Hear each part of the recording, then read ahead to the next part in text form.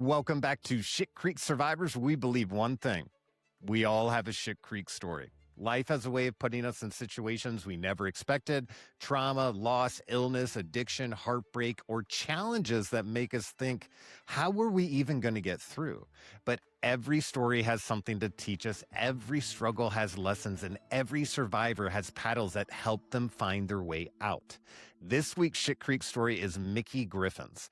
Mickey's journey began with kidney failure and became a fight to survive, a fight to be heard, and a fight to take control of her own life. Today, she shares these challenges that she faced, the paddles that helped her get through them, and the lessons she hopes can help someone else who's stuck in their own Shit Creek. Let's get into Mickey's story. Mickey, thank you so much for being here on Shit Creek Survivors. If you would introduce yourself to our audience and let us know a little bit about you. Thank you. I appreciate being here. So I am 33. I live in South Carolina. I am actually a motivational speaker. I speak on mental resilience and communication. Um, it all stemmed from back in 2022 when a doctor almost killed me. Um, Oh, gosh. yes, I was a type 1 diabetic from age 12, Okay. and I had perfect blood sugar control. Then when in 2020, when COVID hit, both of my kidneys died and I had to go on dialysis. At Oh, first, my I was able gosh. to do at-home dialysis. Yeah, I worked 2 jobs. I was thriving. I was still able to see friends, have a social life. And then a year later, that stopped working, the at-home dialysis. And that was a big transition from just normal life. Yeah. After that, I had to go in center. When I went in center, I was there for a week, and one of the nurses caused me to. Have you ever heard of when your blood goes septic? Like you Yeah. get an infection and it causes. That's what one of them did. They used a dirty needle in my dialysis port and caused me to go septic. So I had to stay in the hospital for a week. Oh, my And gosh. stupidly, I trusted them and I didn't change my dialysis center. So I went back to the same dialysis center, and it was about 3 months later. And in that 3 months, I started to have issues, like head issues in the back of my head, and I had no idea where they were coming from. And they slowly got worse and worse, like a headache. And then it felt like someone was punching me in the head. And then finally, it started feeling like someone was stabbing me in the back of the head with like a kitchen knife. Oh, And no. I would beg them for pain medication, for a different diacylate, which is the medicine that goes into dialysis. Okay. And for anybody that doesn't know, dialysis is the cleaning of the blood. So basically, between treatments, your blood would get dirty, Mm-hmm. and the blood would go into the machine, it would filter it, and it'd give you back clean blood so it can circulate in your body. Right. And I was able before to do that at home through just this big ass machine that was on the table. But when I got to the dialysis center, obviously my life was in their hands at that point. So within those 3 months between the first time they got me septic and the second time, It happened a I second would beg time? for medication.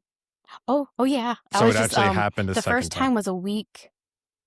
Oh, hmm wow. And in that time, like I said, I was begging for not just like pain medication, although I was hoping that that might happen, blood pressure medication, something, because my blood pressure, legally, they are not allowed to let patients leave with blood pressures that are not normal, which normal is like, Right. I think they've changed it, but it was, 120 over 80, 130 over 80. Yeah. They were letting me leave there consistently week after week with 200s over 100s, which is Oh, my stroke gosh. level, as you Yes. know, Yeah. week after week. So my body was getting, there's a word for it, basically toxic. Mm. It was breaking down. I got to the point where the treatment it was hurting. Like when they would go in, and dialysis is 3 times a week, Monday, Wednesday, and Friday for 4 hours. So you just sit in a chair for 4 hours while your blood's going in and out, and you feel nauseous, and it's not fun. Yeah. Um, we got to um 3 months later. It was March 14th, and I was at home, and all of a sudden, I wake up in a hospital bed 2 weeks later. I have no idea what happened in that time until I was living with my mom at that point, because I know I'm going all over, but like I said, when I was 12, I was diagnosed with type 1 diabetes. Yeah. And that entire time I was fine until my kidneys died. So I was having low blood sugars. It's hard to explain, but the dialysis was causing me to have low blood sugars. Okay. And then my blood pressure would go high to low. So my head was constantly just like up and down. Yeah. When I finally fell, okay, so I fell actually quite a few times when I lived by myself. I had my own 2-bedroom apartment, and I fell one time, smacked my head on the door. Um, that almost caused me to go into a coma, but they just found out that I had it caused like um a nasal ball. So then I was put on the list. The I feel like I should have wrote this in order to It's okay. so much stuff happened in that short period of time. But We I'm gonna know go back life to we know life is very complicated. You heard my story. I kinda go here, and then I go forward, and then I go yeah. back, and, like, all this kinda stuff, so you just keep doing what you're doing. It's beautiful. Well, sometimes it goes like in a smooth line, and sometimes I'm just like, oh wait, then this happened. Yeah. But basically, in those 3 months, I was asking her to either get me pain medication. I was asking for definitely blood pressure medication because I knew that was dangerous. My mom was a nurse for 30 years. She told me you can't have 200s over 100 blood pressure for a long period of time. It's going to cause a stroke. Yeah. Even though at the time I was in my late 20s, Mhm. it for anybody, it's going to cause that. Yeah. So when the time came, and yes, I did have a stroke. I was living with my mom at the time because I had many low blood sugars, and I was passing out in my apartment, Okay. and EMS kept having to break in my door to come get me, Mhm. and take me to the hospital. So finally she said, no, you need to come and live with me, Yeah. because at that point they didn't know if they were gonna wake up one day and I was gonna be dead in my apartment because I lived by myself. Yeah. So the day that that happened, I was taken in, and apparently when EMS had come in to get me the day of the stroke, Mhm. I also had my very first seizure of my entire life. They put me on the stretcher, and as soon as I got on the stretcher, apparently my body seized up. Mhm. So they handled that. Like I said, I was not conscious for all of this.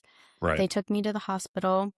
Um, I woke up, what was it, a week and a half, 2 weeks later, and I was like, what's going on? What happened? I Mhm. had no recollection of anything. I didn't even remember anything from the week before it Yeah. happened.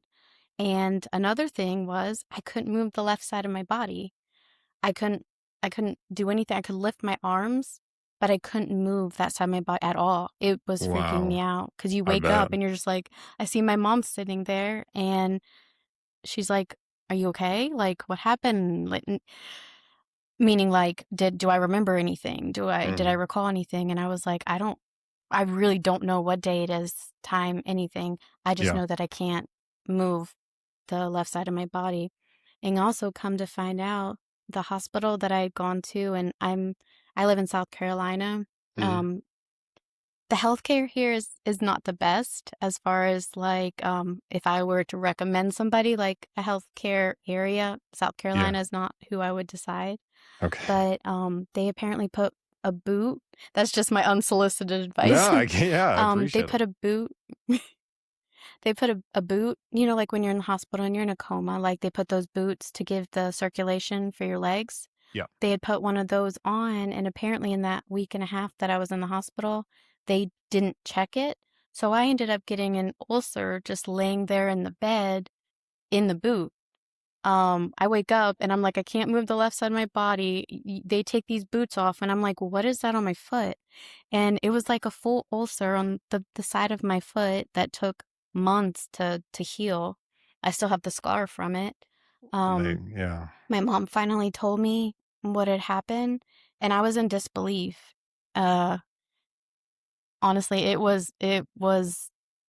that was probably the worst period of my life leading up to that and then that point, because leading up to it in that time when I said that I was having like the stabbing in the back of my head, the Yeah. pain, during that time, I was like, do I even want to be here? It's never going to get better. It's always going to be like this. I was put on the kidney like wait list.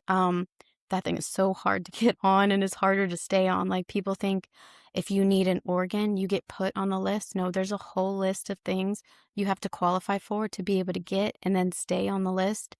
And the hospital, I'm not going to list names, but the hospital that I had gone to, it was almost like I I know this is probably me exaggerating, but it was almost like they had something against me because every time I'd get on the list and I'd be so excited and then I'd move up on the list, there was a reason that they wanted to take me off the list.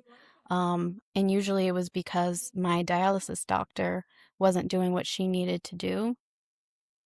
Um, because I was like, I'm desperate. I'm like, what do you need me to do? I will do everything. And I kept checking things off the list. That's another thing that I speak about Hmm. with mental resilience is also advocacy, because I do believe in a lot of healthcare systems. I felt like a number Hmm. where most people on dialysis are like 80. They're older. It's a different demographic, and I was in my 20s. They were Hmm. treating me like I was just another number. You're just number 33 on the list of dialysis patients today. And I saw it in the other patients. Like they don't treat you like a person. They treat you Right. just like another number, another patient, yeah. Yeah. So, sorry, I got off on a tangent there. That was a No, whole I nother, I can um, relate. I can absolutely relate, and it's unfortunate. It almost seems like it comes down to, like, first off, it doesn't seem like they care in that moment, that they actually see right. you as a patient or a person. It's like they're collecting a paycheck, so they do what they have to do and then move on. And in that Right. moment, this is very personal to you. This is your life. This is everything. It And they're is. kind of pushing you off like it doesn't really matter that they see it every day and all this kinds of stuff. And they almost seem callous. Now, I'm sure there are tolls that you go through when you're having to take care of so many patients, and maybe some people aren't grateful, and maybe you get negative. But yeah, you got to make sure as a professional you're balancing yourself out so that you're looking at people with hope, so that Right. you're looking at them like, what are you going to do after this? Like all that kind of stuff, like projecting a future, projecting hope, and that sort of thing. But yeah, it's unfortunate. I'm sorry, but I'm glad you're speaking on that so that if anyone else runs into that Thank you. experience, they know, oh, I remember Mickey You said have that. to pull Yeah, and you have to advocate for yourself too, because yeah, if someone doesn't go through the same experience, they only have outside, you know, looking in kind of for knowledge. They sure. don't have personal experience. Like right now, if someone had told me like their story, I'd be able to empathize, like that's Hmm. horrible. We need to advocate and do something. But at Yeah, the time, I didn't have anybody. So I went through a period where, yeah, I did not want to be here. I considered, because obviously I was still diabetic, I had insulin, I had ways to do it. Um, and then I had to actually pull that out of myself. My schedule, my life was non-existent. I was at home. I went to treatment. I went to the hospital. I went to treatment. I went to the hospital. I had no life. yeah. That was my life. I was literally like, this is gonna be now on unless I do something. Hmm. So I finally called the doctor that is above so I deal with the transplant team. Okay. And I called the doctor that is above the transplant team because they made it seem like I was invalid. I was going to physical therapy 3 times a week for 6 months, and that wasn't working. And how I am, I'm a little impatient when it comes to um like in the gym. I always want to go harder, quicker. Like I don't want Yeah. to wait and, take it easy. Like that's just how I've been. Hmm. So I then took that into my own hands. I started doing weight training and focusing just on the leg. trying to get my balance in order because I lost all function of that side. I was Wow. very lucky that it didn't like nothing happened to my face because usually when someone has a stroke, it just completely like you don't Yeah. have the muscles in the face anymore. Right. But It it all paralyzes affected them, my right? leg and Yeah. yeah. And so I was stretching a lot. I was doing balancing a lot. I had to walk with a walker initially. Then I had to walk with a cane, and that went on for, like I said, 7 months. And I still to this day, and this was years ago, back in 2022, I still walk with a limp. And I'm Mhm. still, when I'll go for a jog, I'll still trip over myself. And I've fallen a couple times. But back to the story. You reached a point where you were saying like you weren't sure if you wanted to move forward. And that's a very relatable section right there because like we were talking about in my scenario, I was like, I don't want to do all this work.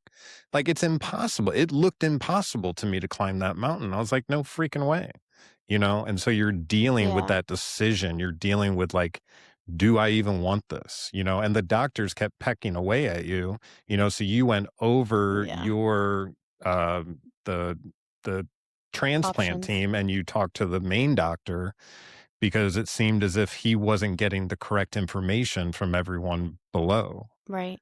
right? So Well, they had one impression of you based on your chart, and then your chart's not accurate, so information's not moving, you're being pulled off of the list, all this kinds of stuff, which means like your hopes are going up and down and hope and down. And, you're like, what mhm, am I supposed to do here? Like, I'm doing my best. I'm not invalid. I'm going to the appointments you're sending me to.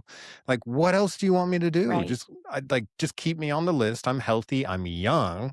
I'm going to use the organ longer, which definitely contributes to the right, decision, so it's like, are you going to give it to me who's like 20 or keep why are you pecking away at me in my 20s when you've got people in their 70s getting kidneys today?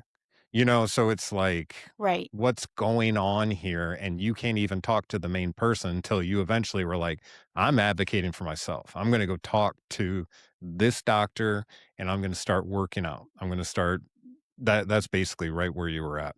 You were saying that you were going to start to lift okay, weights and you were working on your leg because your leg was yeah, most affected. Yeah. yeah. Yeah. So I did. I ended up taking the physical therapy into my own hands and working on it myself Yeah. because it just wasn't working with physical therapy. I started at a South Carolina hospital, Mhm. but when I found out that they were not going to do my surgery, or they were not going to keep me on my list, on the list for the transplant because Yeah. they kept, like I said, having reasons to take me off of it. My uncle actually lives in Florida and recommended the hospital that he works at. So I was like, well, I don't want to start the whole process over because if you start in a different state, you start lower. Because, I Right. mean, like in South Carolina, if you're taken off the list, when you're put back on the list, you take your same spot.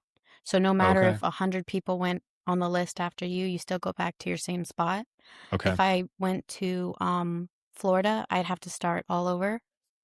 But I was like, I need to because um, the catalyst for that actually was they had me come in for, I forgot exactly what the appointment was, but they were basically telling me what they would do if we did go to surgery and I had my transplant and stuff.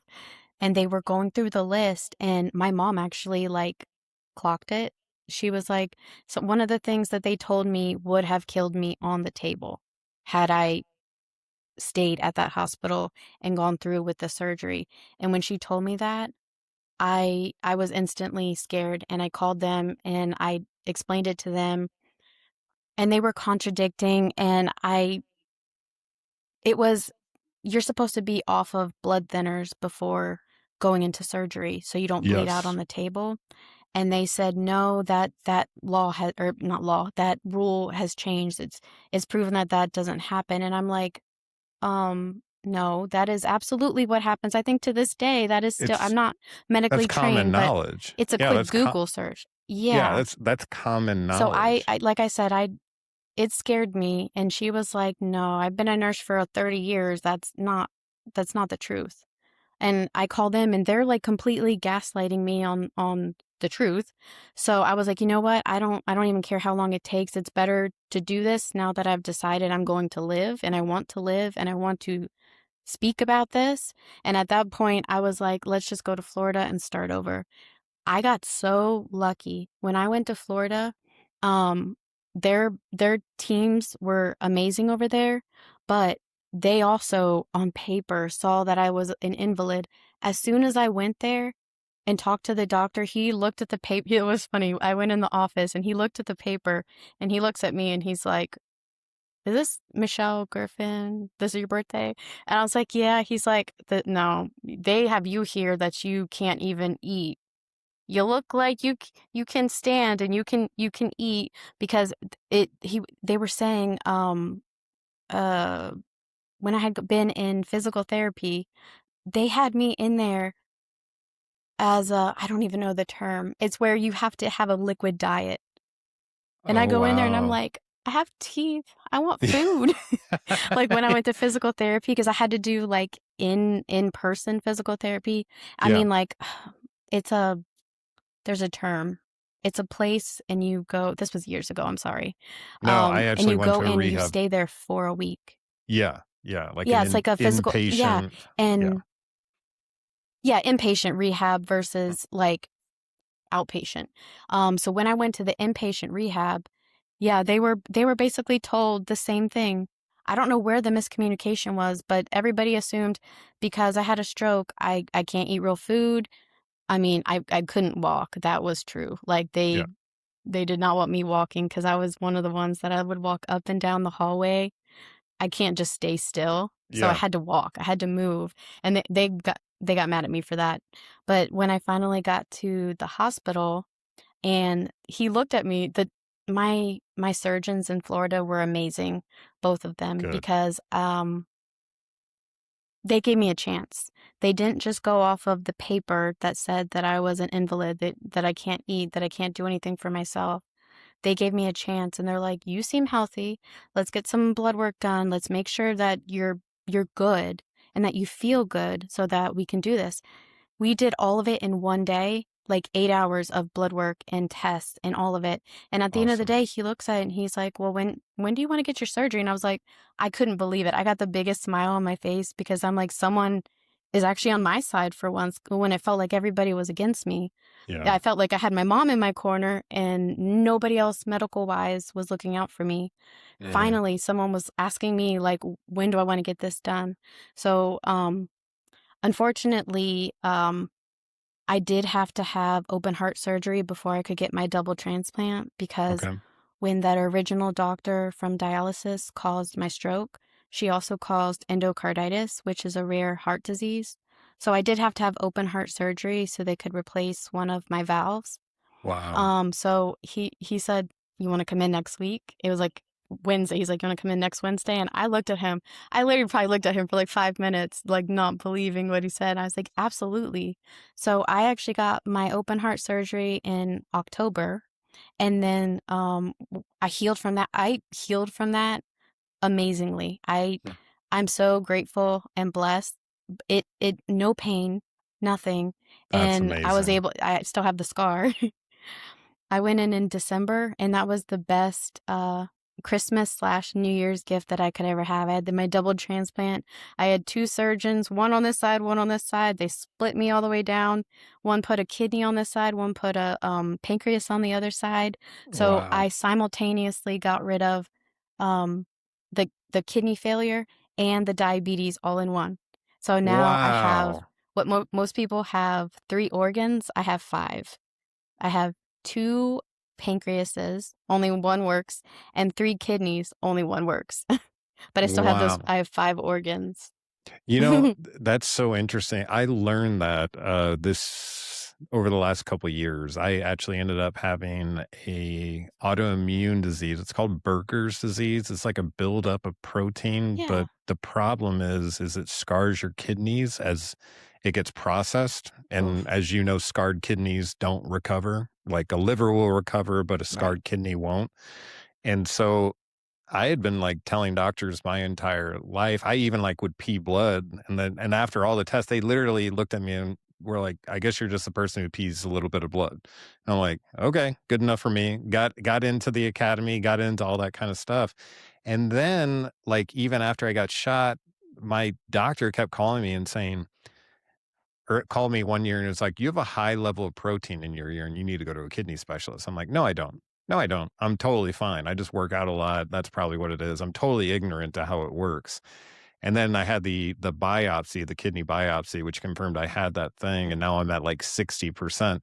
And then you find out that when you get a kidney, you keep the other ones. It's not as if they remove the other ones and then they actually strap another one on you. So you've got 5 organs Mm-hmm. instead of the 3 because you've got 2 extras, or you've got 2 extra kidneys I've got sitting in 2 there. pancreases. No, Yeah, no, and no. then Well, yeah, and 1 yeah, you've extra got pancreas, yeah. yeah. That's so cool. And you got it It's done really. crazy. It is crazy, but life goes on, right? I mean, here you sit. I mean, Yeah. I wouldn't be able to tell anything, that you had been through so much medical. It has to be just so shocking and disappointing when you're fighting the medical system to receive help. Because we're not in like, we Yeah. don't have public health care. Our health care is actually private, which means you're paying for it. So you would expect that you get the service that comes with paying for, you know what I mean? So it's like, how is this, Yeah. how is this happening? It seems so unfair. And especially when it feels like they're ganging up on you and they have access to Oh god, yeah. Yeah. and and they've got the access to the chart. You can't write anything in the chart. Like there's an old Seinfeld episode where Elaine sees on her chart that a doctor at one point said that she was hard to deal with. And she's like, "Can we just take that off?" And then that doctor writes something. And so then she tries to go to another doctor and they get the same chart, and all that kind of stuff. She tries to steal the chart and it's like a big no-no. And it's like the whole joke that they have control of that chart. So they have control of your treatment. Right. You can talk to your blue in the Well, not face, only but that, it's sorry, go ahead. well, it's almost like it's almost like they're God. Like, it's Yeah, they feel like they have, like, the God complex because they essentially have your life on in their hands with that. yeah, yeah. Um, yeah, I guess one good thing that I got from, like, fighting with them, as and when I realized that I wanted to advocate for myself, I probably went a little too aggressive on it. Like, I would call them day after day. They said that I needed to do this one thing to get back on the list. I knocked that thing out that should have taken 2 weeks in, I think, 4 or 5 days. I don't even remember what I think it was to get blood work, and the blood work had to be done. It had to be under a certain number, and I had like 7 or 8 tests I had to get done. So I went in a week and got all those tests done. And I mean, I was traveling, like, with my mom would take me Yeah. to different parts of South Carolina to get these tests done so that I could qualify and be back on the list. And I would call them and they say, "No, we don't have any we don't have any not advice. We don't have any news for you today. Try back in a couple weeks, or we'll let you know." That was what they love saying. "We'll let you Yeah, know." And I'm the yeah, type that I was like, "No, every day that goes by is a day that I could die." Like, yeah. and at that point I had already decided I wanted to live. So Mhm. That's key. one good thing That's that key. came out of it is, yeah,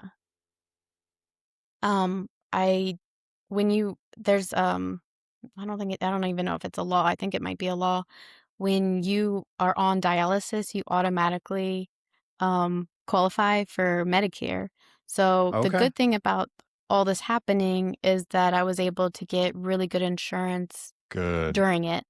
So, like, good. I still had out of pocket, but I am on Medicare for all my, because I have to take anti-rejection meds for the rest of my life Yeah. to basically preserve the kidney and the pancreas. Mhm, And so every 12 hours, so 7:30 a.m., 7:30 p.m., I have to take meds, and mhm. um, the Medicare makes the cost of those a lot more manageable. They're still expensive, but it's a lot more manageable than if I had just like what someone my age would be able to qualify for, because Yeah. most people in their 30s can't qualify for Medicare. Yeah, and So, it is shocking. Like, I'm on a bunch of medications for PTSD, and they're trying to preserve my kidneys, so I'm on, like, something else where they're trying to get my liver to process the sugar at the same time, so the kidney doesn't have to do it on its own. yeah.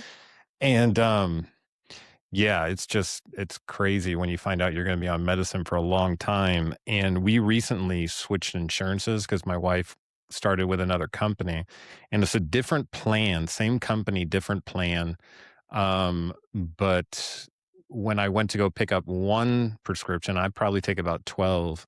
That one 30-day bottle was 300 and something dollars. And I was like, Mhm. I can't Yeah. do this. Like, who could do this? Who can spend Every month? exactly. And like if you add the other Yeah. meds on there, and I'm taking them every day, probably for the rest of my life, Mhm. I keep asking, can I get off these? And they're like, well, maybe. Like, that's not an answer. Um, Mhm. They love to s- say that. so I'll keep Did you doing ever my. have to Go ahead. Oh, I'm sorry. I was gonna say, did you ever have to go on prednisone? The, Yes. it's Yeah. like a steroid. Yeah, it's a steroid. So after I had my surgery, they put me on that, and I don't know what side effects you experience, but it makes you hungry and it makes you angry. So I actually took myself off of that Yeah. after 6 weeks.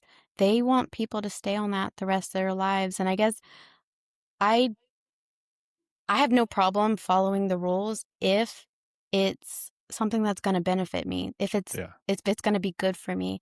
I was realizing that that was not helping my health, it was actually Hmm. affecting my mental health, Hmm. and so I took myself off, and I have not had an issue all these years with not taking it. That's So, amazing. I guess one thing that I would love to tell people is if you're going through a medical situation, don't always take just what the doctor says Hmm. first.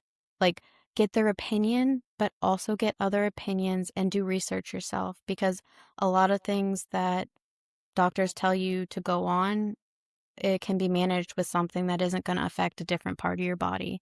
Because a Hmm. lot of medications today, um, they're for this, but then they cause this to a different part of your Yep. body or system or something. Yep.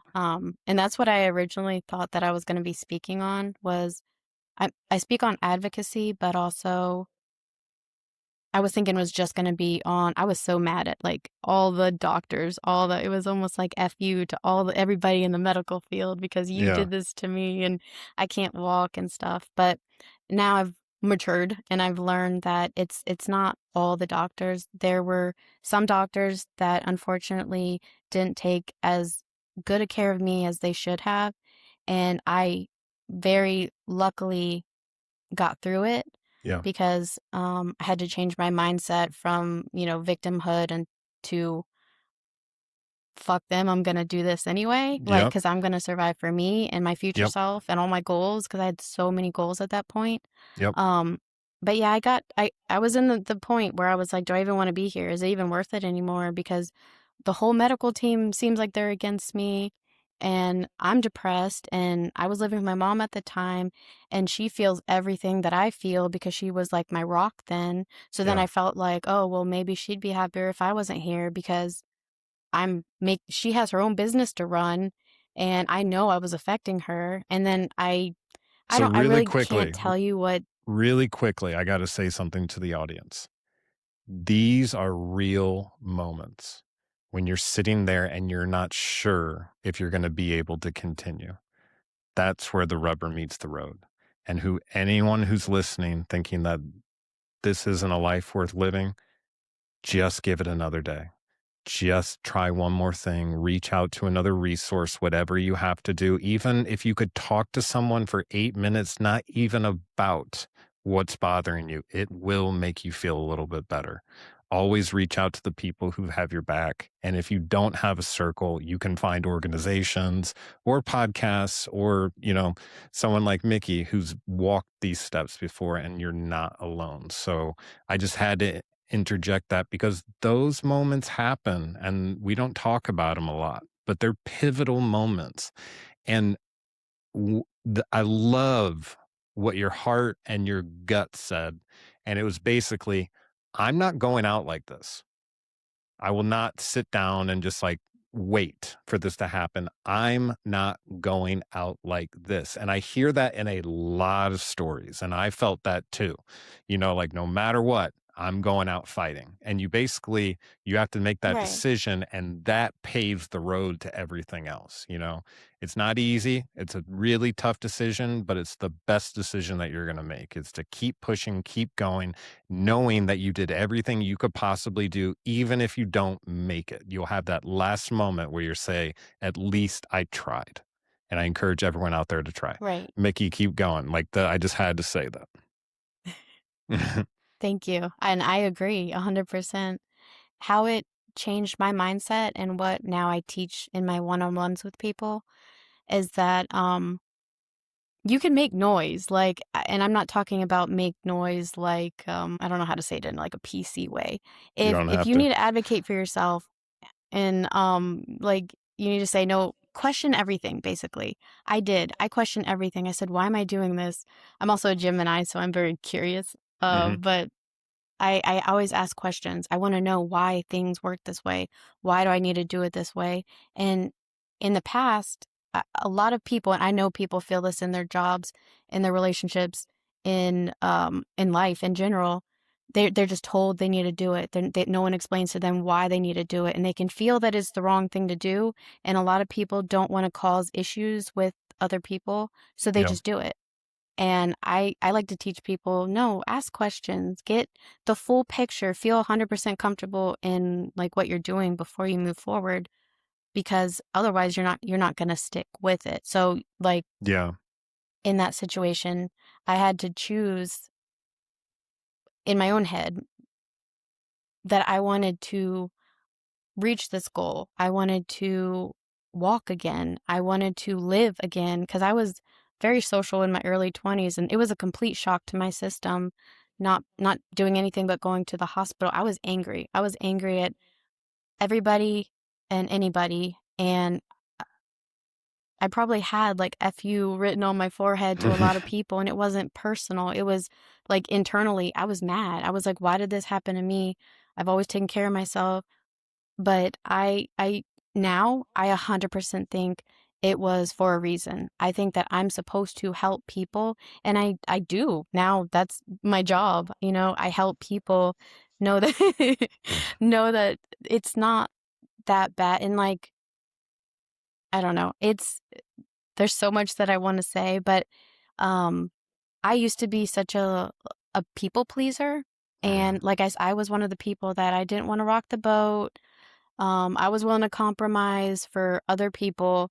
And when I was about to die because of other people, I don't know, something switched and I was like, no, no, I need to take control of this. And this is what's going to happen because this is what I need. Mhm. So yeah, even if you have to rock the boat a little bit, I think people should definitely advocate for themselves. And, um, I honestly want to start like a nonprofit in the future to help people that really don't have a voice. Like the people, I swear, when I was in the dialysis center, there were multiple people that you could just see it in their face. They were depressed. They were like, this is just life. I don't have a reason for being. And I don't know if it's because they were older and they thought nobody cared about them. But it's sad to see because there's a lot of Yeah. people in the world, younger and older, that think that nobody cares what they have to say.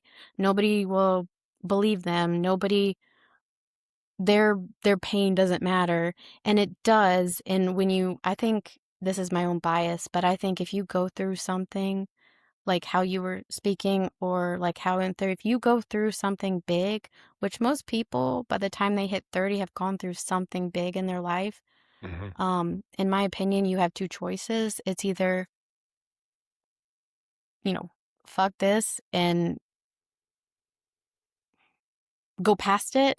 That's not even the right way. It's either like you're going to stay in this and be a victim forever or you're going to do something about it. There is no like woe is me. That's the Right. one thing that I can't my boyfriend now. He'll have a bad day and I'll be like, okay, so what are you grateful for today though? Because he's a mechanic. So he talks Hmm. about like the cars he works on and like the bad days. And I'm like, I hear you. I understand that. But what are you grateful for today? I said, if nothing else, you're a beautiful girlfriend. But if I was like, Yeah. you woke up today, you didn't get Yeah. in a car accident on the way to work. You have your mom, you have your dog. I said, like, you have a job. You're making money. You're making good money. Like, you have so many things to be grateful for. Why are you talking about this car that's a piece of shit car because it's giving you issues? Like, that's your monkey in your circus for like 8 hours and then it nothing till tomorrow. It's not that big of a deal. And I want people to understand like whatever you're going through, not saying that it doesn't feel like the world is ending, Mhm. but you will get through it and you will come out on the other side and you will feel stronger because I definitely did. Yeah. Like when I went through all this. Now, was there a time when, because I know I went through this, I was very angry for a long time, and I was using that kind of like fuck everyone, like this will not be the end of me. You know what I mean? The guttural kind of like I'm Yeah. going to make it through this or I will die trying. Um I had a tough time turning off the anger. Like I had to reacclimate almost to like what you're talking about, seeing the good, seeing the gratitude, seeing the good things. Cause all I could see for a long time were the bad things or what I considered bad. And it was always just like, of course, another thing. And then there's another thing. And then, of course, it makes Right. sense, blah, blah, blah, blah, blah. My life sucks, and like, so I had to make like almost like a commitment that if I was going to live, I needed to try to live in a better way. Actually, one of the things that encouraged me to do it is I had this sudden realization. I'm like, all right, so when I had a major head injury in high school, I played college lacrosse and got a bunch of concussions. Now I got shot in the head. I've got people in my family who have had dementia. What if I make it to old age? I don't and I go into maybe like dementia or something like that. How scary would it be if my program is always anger?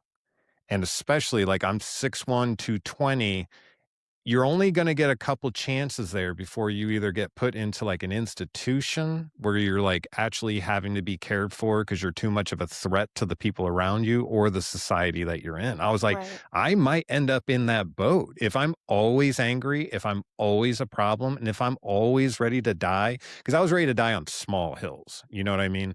Um, but Yeah. like real small hills. But and I look back at it now and I know that that whole process with growth too. You mentioned maturity. That's Yeah. another word for it. It's like you get used to the battle almost and you're almost able to kind of like, I don't know, come out of it a little bit. I don't know if that made sense. But anyway, it's just interesting that this is how it seems to work for a lot of people and that we're more similar actually when you think about it. Because when you're sick, all you want to be is healthy. You like, and you don't even think it's like a huge Yeah. request. You're like, I just want to be healthy. That's it. I just want to be normal. And people are looking at you who are healthy and who have the keys to the castle, but are telling you that you're not allowed in the door for whatever reason. You're like, that's Yeah. bullshit. But anyway, sorry. I actually had a question. The question was, did you have to kind of force yourself to transition from being like "Rah," to like do you know that what I'm talking about just by saying that uh I do exactly. back Yeah. down to like a more manageable, because I found out like with all that anger I was exhausting myself, so Hmm. I'd be like at by the end of the day, I something like the straw could hit my back and it would break it. You know what I mean? It would be a small thing because all day I've Yeah. been fighting and gearing and pushing and pushing and pushing. And then I just get exhausted and I'll collapse over a small thing. So I didn't know if you experienced that at all. Oh, absolutely. It's actually funny. I've gotten that exact kind of question worded a little bit differently many times before because Okay. yes, like I said, when I first was going through the medical stuff, there was like a fuck you just written on my forehead to everybody. It didn't even matter. I hated you because you were healthy and I was going through this, and that's not fair, you know? Yep. And that but also that's not fair of me to think that way. Right. I'm still to this day, like there's things that I have to tell myself. Now I do have a process actually, because nobody's perfect, and I don't think you just flip a switch one day No. and go from angry to grounded. It's No. a process, and you Yes. practice it every single day. Yep. So like right now, I'm trying to think of a recent example. I'll bring my boyfriend up again. If he pisses me off in like a conversation or something, my immediate reaction, and it's always been this way, was to just bleh, like Hmm. you know how people when they get in an argument, it's who can hurt whose feelings better, like Yeah. who can make the other person feel, when you get in really heated arguments, I'm talking Yeah, about. I know what you mean. And now it's more like what do I want to preserve? I don't know. It's a more grounded thought process. Yeah. Nothing is ever that serious to me anymore. Like it's Hmm. been years, not since this medical stuff, that anything has been so serious that I'm willing to just be angry Yeah. for no reason. That's why in the political state of the world, I think there's a lot of people that can benefit from just like calming their nervous system, Yeah. because that is going to cause you like a premature death, in my opinion, Hmm. if people are always angry all the time at Yeah. nothing. But yes, I went through that period. I actually did. Oh, this is a perfect example. I ended up, the original doctor that neglected my care and caused the stroke and the endocarditis.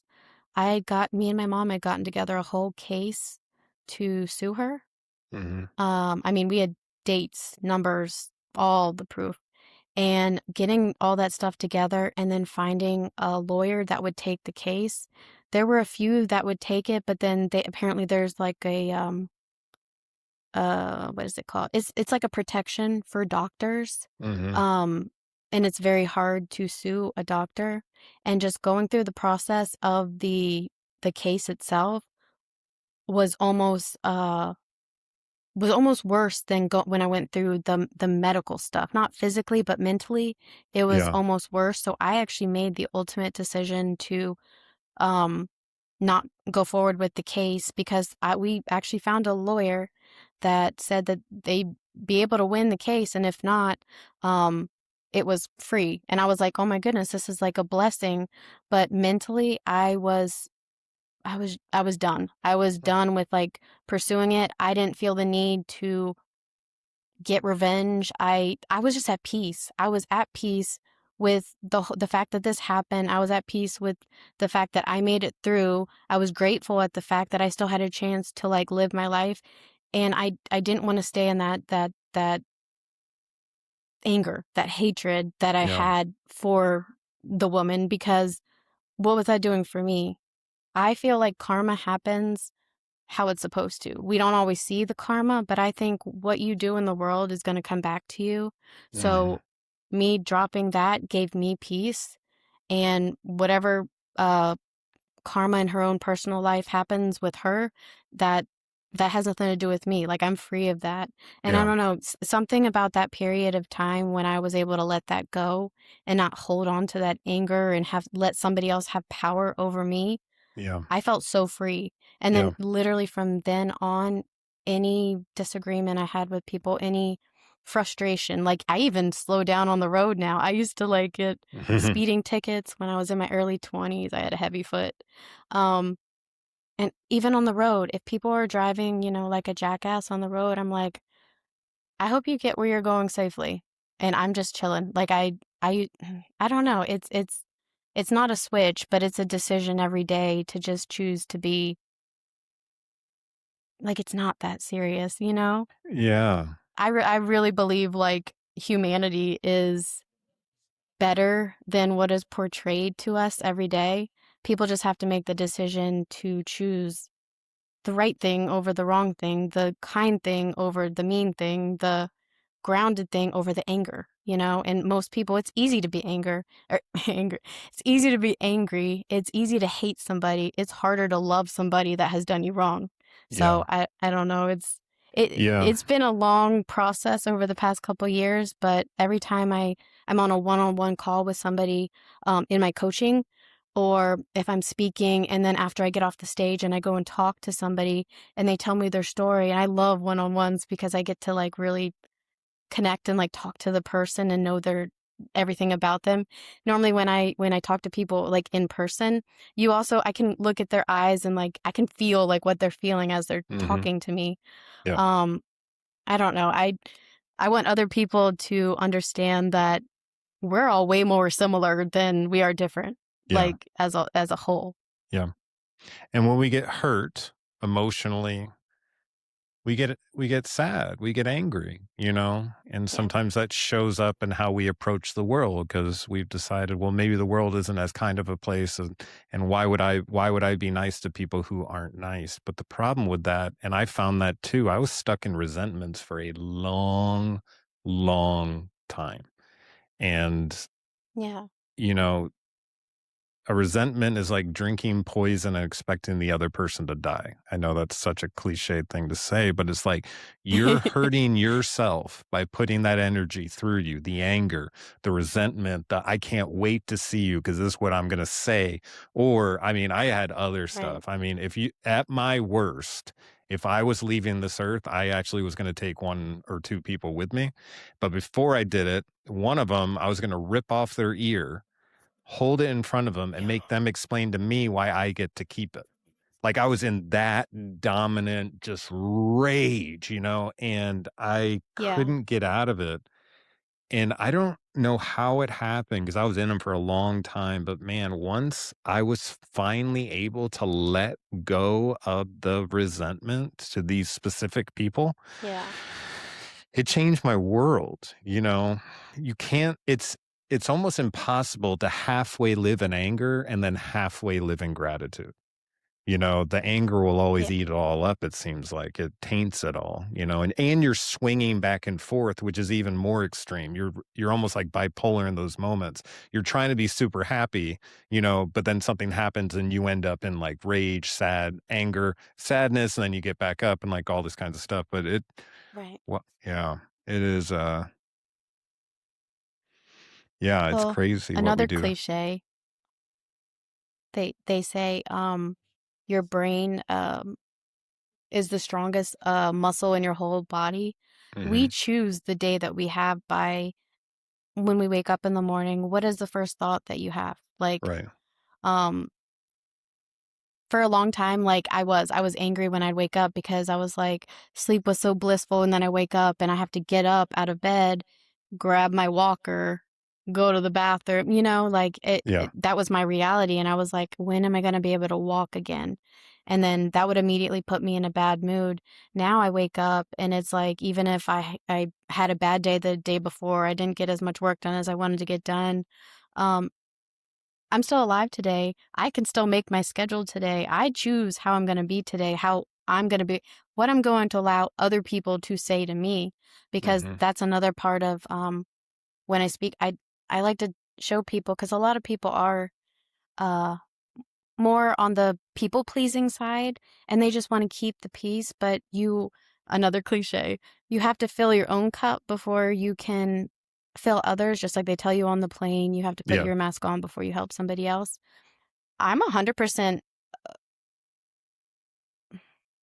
on board with the idea that you have to be selfish sometimes. Like you Yeah. have to make sure that you are good before you make sure somebody else is good. And I actually think that that is a way to like help humanity in a way, because if you make sure that you're good and your cup is full and you're happy, you're going to be Hmm. more excited to help somebody else if they have a problem.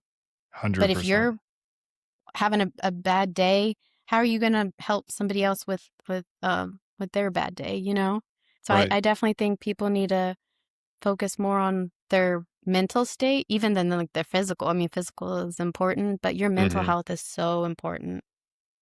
And if your cup is always filled with anger, you know what I mean?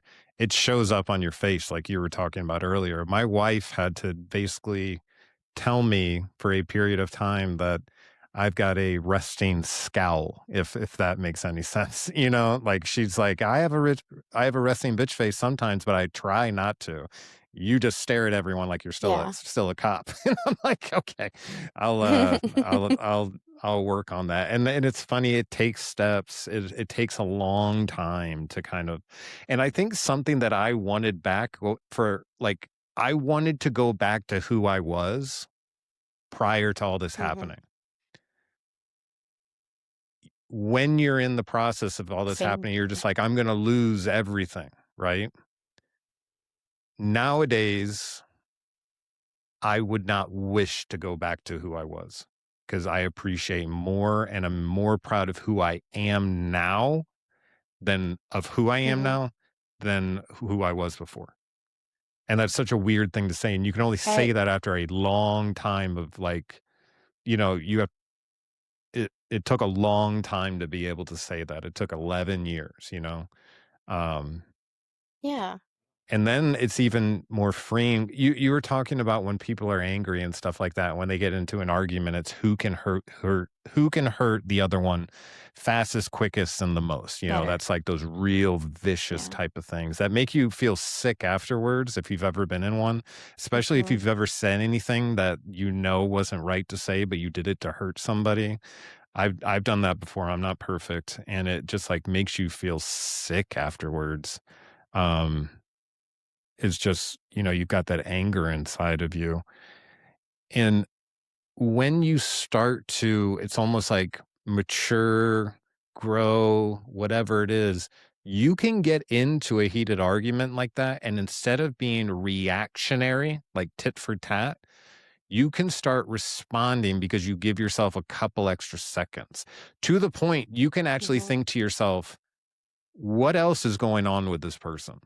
What am I not aware Right. of? Because, well, first off, if you're doing it with someone that you love, like this isn't a normal thing. It could possibly be a cry for help.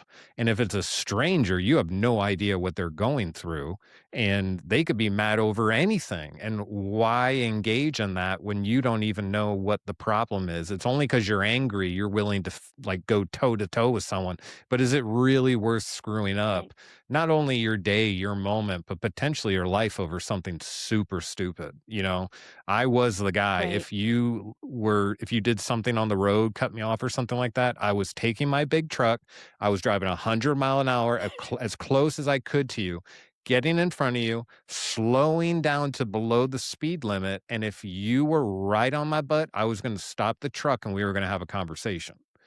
This is not good. This is like a problem waiting to happen. And I knew it too. So I'd like end up in these situations and then I'd be like, what's wrong with me? What am I doing? I'm broken. I'm a piece of trash, and then I'd kind of slowly build myself up, kind of feel like I'm getting some confidence. And then something else would happen where I'd run into someone who I thought was being disrespectful, demeaning, whatever. And this Right. trigger would go off in my head like, never again will someone treat me like this. And I kept repeating that same cycle over and over and over. And it just took a lot of time and it took a lot of work. But now I'm free of that cycle. I can actually think in that moment, what am I missing here? Or what else is going on? Like, Right. what am I responsible for here? And if I am responsible for it, I'm sorry. Like because you eventually get to a point you're like, I've had enough. I've just had enough. And it does take time, and I Right. keep saying that. I know everyone hates to hear the time thing, but it shifts things, so hang in there. It does, yeah. It really does. It's I'm like I'm wondering, do have you asked anybody else if they, because as you were describing like the being in the truck, now you said you're 6'2". I'm like 5'1", but I used to do the same thing. Like mhm, if somebody ticked me off on the road, I would like get all aggressive too.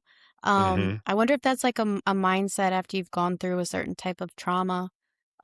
Like that's just the mindset. Like you have to be a warrior to like show something, you know? Yeah, Because it I went almost through like the same thing. I was it kind of for me came through like sort of like a guardian sorta deal. It was like I was protecting myself. So it was like I was the pit bull for myself. So that like I knew I was so hurt and I'd almost like not split, I'm not like split personality, but there's a part of you that knows how to be very protective. And if you mess with my wife, you mess with my family, you mess with any of that, I'm coming at 100 miles an hour. You know what I mean? And at some Yeah. point, I had that something went off of me. It was like, I have to fight this. Like, this all falls on my shoulders. I have to fight for every inch here. People are actually in some ways getting in my way. Like, get the freak out of my way. I'm trying to get better, and just that anger and that intensity and that tunnel vision, it's tiring. Yeah. It gets you through stuff like the survival part, but it is exhausting. So eventually, for long-term survival, you've got to find a way to start easing up on that. And like you said, it's not an overnight thing or a light switch or just a decision. You know what I mean? It takes work. You're basically training your body again to do the right thing over the impulsive thing. The impulsive thing happens really Right. freaking fast. Like, I was getting into situations that I almost wish I could grab myself back from like 2 seconds after. Because Yeah. if I would have just waited 2 seconds, things would have been different. But I reacted. I took it personally. I was like, bullshit, this isn't happening again. You will know my name. You know what I Mhm. mean? Like that kind of thing. Yeah. Like, I'm ready to die over this. But yeah, I would say it's absolutely a trauma response. Absolutely. You were in an uncontrollable situation where people became dangerous. They weren't working in your favor. They weren't helping you. You had to pick up the torch for yourself and say, I'm not going out this way. But there's still that part of you that's like, still like, in that moment, you're not all warrior. There's still like 10 to Am I 20% the in there asshole? that, Yeah. yeah, it's like that 10, 20, whatever percentage in you that is actually sad, afraid, scared, overwhelmed, just wants to be alone, just don't mess with me. You know what I mean? Like, that's going on too. And the anger part comes out to protect that part, I think. You know, Yeah. we're ready to Oh, be I agree. Yes. we're ready to be savage too. Like, it's that old warrior savage type stuff. Like, not normal. This is like overwhelming aggression. Um, and I know a lot of Right. people can relate, but you can get out of it. It's not a overnight process, but with practice, it's like a muscle, you just have to basically rewire that neural thing to go from react with anger to, I'm going to sound so to react with love. It's either the darkness or the light. And, Yeah. Yeah. I was trying to live in both. Like, when I was angry, I wanted to be angry, but and then I hopefully would get whatever, but I can't do that. I can't give myself the benefit of the doubt to have one leg in both worlds, because anger always comes through and destroys the love. It just wipes it Yeah. clean. So I try my best to be a good boy, if you will. And then you just start adding days together, and then you're like, oh, I could do this. I guess I could do this. And you're not perfect. You bite someone's head off, and then you're like, oh my gosh. But every moment is a lesson learned, if you let it. Um, Well, and it gets easier over time, just like a bicep curl. I mean, it's yeah, hard when you first do it, and then after 2 weeks, it's a lot easier to do that same amount of weight. yeah, So it is. It's something you have to practice every day. I still do it 100%. today. Like, I still have to calm myself down in some conversations when my trigger will go, psh, and I want to just like bite somebody's head off, and then I have Yeah, to consciously decide not to, you yeah. know? And And we're human. I mean, we're not perfect, none of us. absolutely. We are human beings trying to do our best. And everyone has glamour shots up on their Facebook and Instagram about how glorious their life is. Meanwhile, the reality of their life is they feel like they're in shit creek and everyone else around them seems to have the perfect life. That's not the reality. That's not Right. happening. Everyone's going through some shit. And luckily enough, we've got people like Mickey to come on and share their stories so that people know that they're like, I thought for the longest time I was the hardest done to individual in the world. Like, I actually believed it. I believed that I had, like, this doesn't happen to anyone. Of course it happened to me, blah, blah, blah, blah, blah.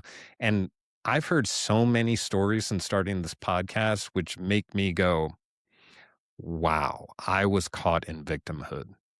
Like, wow. We had someone on here who I guess after you have 10 strokes, they don't count them anymore. Yeah. So all he says is, I've had 10 plus Really? strokes. 10 plus strokes. He's in a wheelchair, can't move a bit, and has to deal with the emotions that you and I get to deal with while moving, while you know what I mean? While at least getting some Wow. physical thing in there. And I said, how do you even handle Yeah. that? And he goes, I let it, I feel the feelings when they come, and I let them wash over me. And once they wash over me, they'll disappear. But until I feel them, Release I'll them. be Yeah. stuck with them. And I'm like, damn, you know? So we can That's learn a lot. powerful. Yeah. Yeah. Because he doesn't have an option to escape. He's right there. He's stuck in it. Right. And the strongest and the best thing for him to do is he determined was to just feel it. It's funny, you can like avoid feeling something and it can kind of hurt you for a week compared to like if you decide to feel it, it may hurt a little bit more, but it's not going to last as long. That's what he said. Right. Yeah.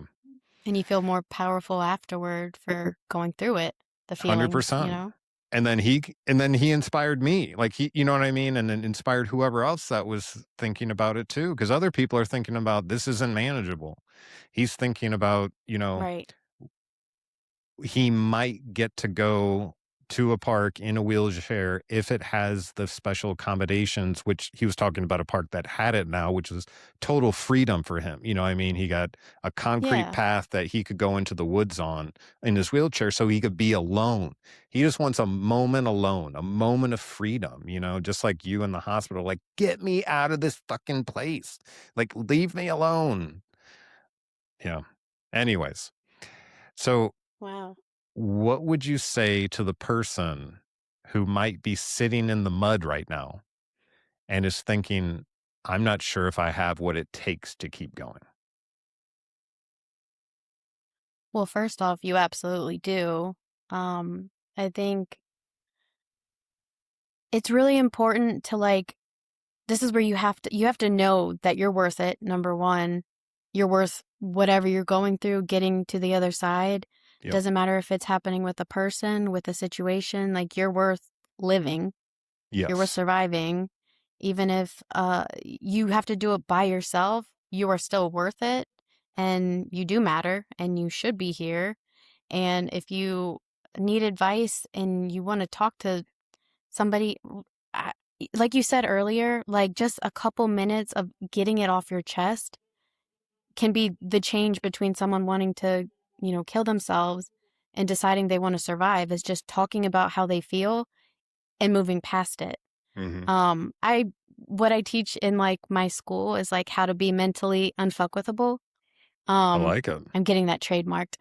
Mm-hmm. But it's just about not letting things get to you, like people not liking you. And there are billions of people in the world. If somebody tells you that you're this and you're that, you don't need negativity in your life. You can choose to wake up every day and be rich, if not in money, in health, Yep. in happiness. Like you choose your own life, you choose your own story. Mm-hmm. We all write our own stories every day, and you can either wake up and write it in a way that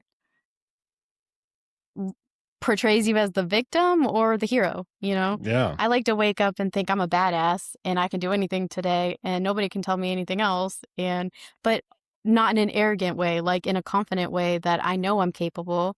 Mm-hmm. And if somebody doesn't believe in me, well, I'm going to show them I can do it. Yeah. And I know that's a lot of rambling, but I really do No, think it's that people are not. capable of way more than they think they are. Absolutely. Like way more. Absolutely. And you're not alone.